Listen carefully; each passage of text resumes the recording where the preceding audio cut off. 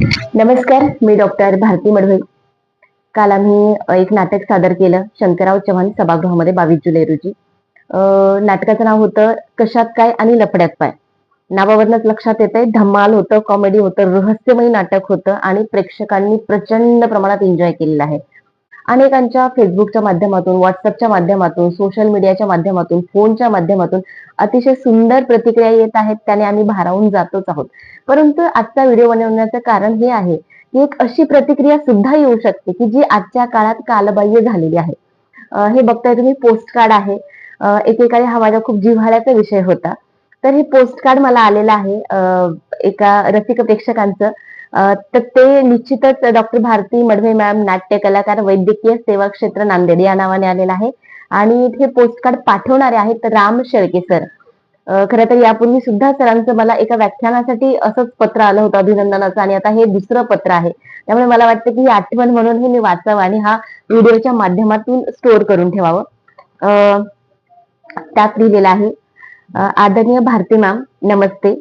स न वि वि पत्रास कारण की वैद्यकीय व्यवसाय सांभाळून नाट्य कलाकार म्हणून आपण काम करत आहात.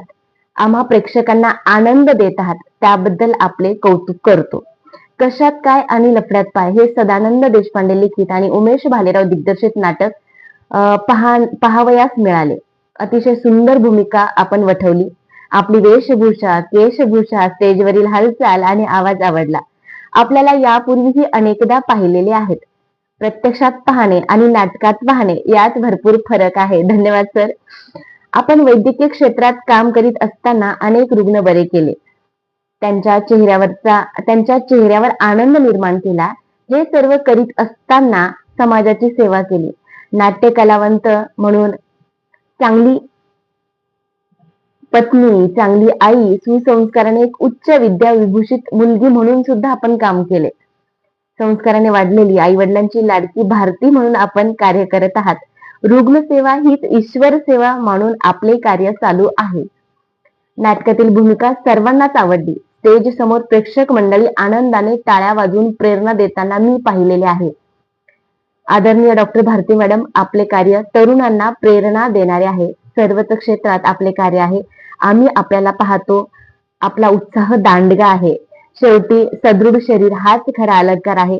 माणसाचं शरीर सदृढ नसेल तर त्याला किंवा समाजाला काय फायदा. त्यासाठी मन आणि शरीर चांगले ठेवण्यासाठी वेगवेगळ्या कला जोपासून आपण पुढे जायचं ठरवलेलं आहे. सामाजिक, शैक्षणिक, राजकीय, सांस्कृतिक क्षेत्रात आपले कार्य असेच उत्तर बहरत जावो